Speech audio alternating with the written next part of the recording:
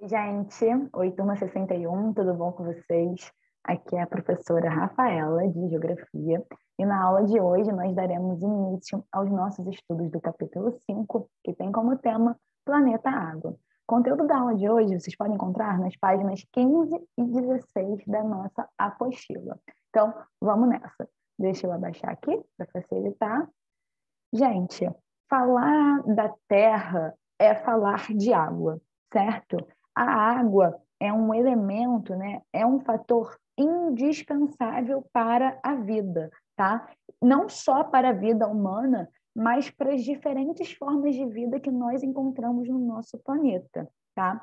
Nós vamos encontrar a água, né, na natureza, nos rios, nos lagos, nos mares, nos oceanos, mas também no subsolo e congelada, né, lá nas geleiras. A água, na natureza, ela faz um ciclo. Eu imagino que vocês já tenham visto esse ciclo da água em ciências, mas, gente, as diferentes áreas do conhecimento, elas conversam entre si. Então, entender o ciclo da água também é muito importante quando a gente está estudando geografia, tá bem? O que é esse ciclo da água? O ciclo da água é muito importante para o nosso planeta, certo? Porque a gente já sabe que a água é indispensável para a vida humana, e o ciclo da água também vem interferir diretamente no clima, certo? Então, a gente precisa entender, né? A gente precisa saber sobre o que se trata quando nós estamos falando, né, de ciclo da água. O que acontece? Vocês conseguem perceber aí na imagem que no ciclo a água ela vai estar sofrendo constantes processos de transformação, certo?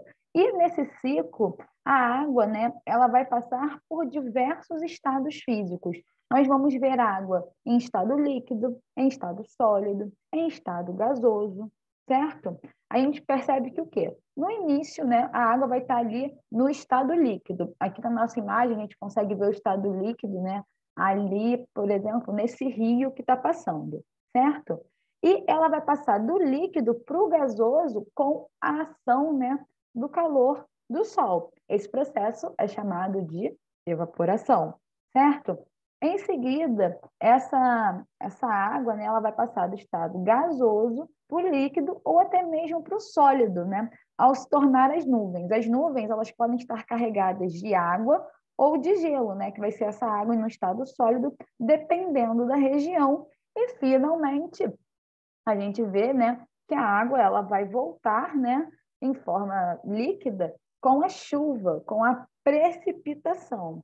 Além disso, é importante que a gente destaque, né, que as águas das chuvas, né, de maneira geral, elas penetram nos solos, naqueles solos permeáveis que têm essa capacidade, né, de reter essa água e vão se infiltrar nas camadas mais profundas do solo. Inclusive, está escrito aí na nossa imagem, né, através da infiltração. E, inclusive, através dessa infiltração, né, que as plantas utilizam a água para sua existência. Como que elas fazem isso? Elas absorvem a água através das raízes, certo? Já quando a gente fala, né, dos rios, quando a gente encontra, né, água no nosso planeta, nos rios, a gente percebe o quê? Primeiro, o que é um rio? O rio é um curso natural de água doce que flui, né, no sentido de um oceano, de um lago, de um mar. O que a gente consegue perceber por essas imagens aí que eu coloquei para ilustrar nosso slide? Os rios, galera, eles vão ter... Opa, voltou? Os rios, eles vão ter diversas caras diferentes. Pode ser um rio, né, com mais curvas, um rio mais retilíneo, pode ser um rio ó, com presença de mais pedras no seu percurso, mas todos eles são rios desde que eles se encaixem, né, nessa descrição que eu acabei de dar, um curso natural de água doce que vai fluir no sentido de um oceano, de um lago ou de um mar. O lugar que o rio nasce se chama nascente, certo? Fácil da gente lembrar. Já o local que ele deságua se chama a foz, tá? E o caminho que o rio percorre, né, entre o lugar que ele nasce, entre a nascente, e o lugar que ele deságua, né, a foz, é chamado de leito do rio, certo? Em diversos rios, nós vamos encontrar chamadas corredeiras. Por que são essas corredeiras? É basicamente o aumento da velocidade das águas em decorrência, né, como uma consequência de uma inclinação do terreno. Nos rios, nós também podemos encontrar, né, cachoeiras. Nas cachoeiras, o que ocorre? Esses cursos de água do rio correm que vão formar degraus, né? Vão formar desníveis, vão formar uma queda d'água. Aí a gente vai perceber, né, que o leito do rio, no topo das cachoeiras, é composto por rochas mais fortes, mais resistentes, que não se decompõem com facilidade, tá? As cachoeiras, galera, vão ter também formas diferentes, certo? Quais são os principais tipos de cachoeira? Primeira é a catarata, certo? A catarata, gente, é uma queda com grande volume de água formando um tipo de cortina, certo? Essa água, né, ela vai estar com uma força muito grande e vai acabar, né, corroendo, decompondo as rochas na parte baixa da catarata até formar uma espécie de piscina, né? Um poço, tá bom?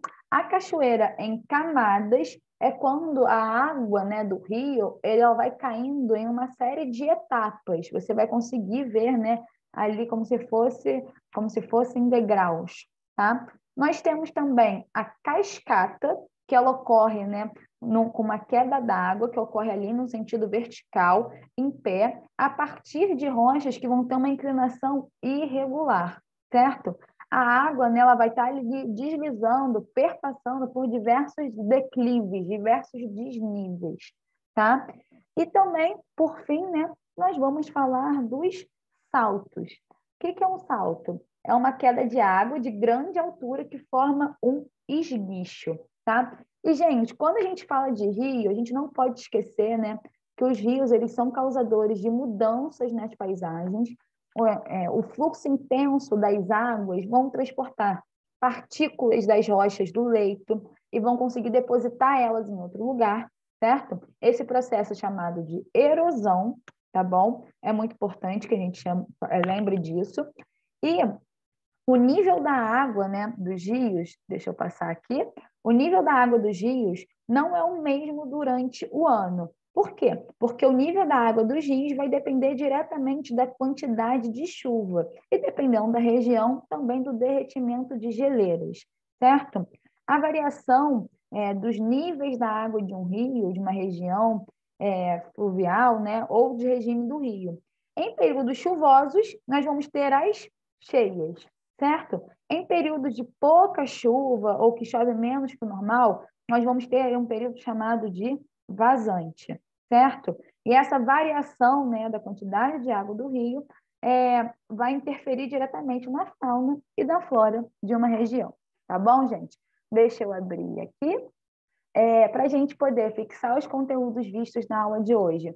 Vamos fazer exercícios diversos número 9, exercícios de 1 a 13 na nossa página 19 da apostila, certo? E vamos ter nossa atividade devolutiva número 1, referente, né, aos conteúdos do capítulo 5. Vocês devem explicar os principais tipos de cachoeiras vistos na aula de hoje, certo? Essa explicação de vocês deve ter pelo menos 15 linhas, tá bom, galera? Então, caprichem. A gente fica por aqui. Um beijo, se cuidem e até a próxima. Tchau, tchau.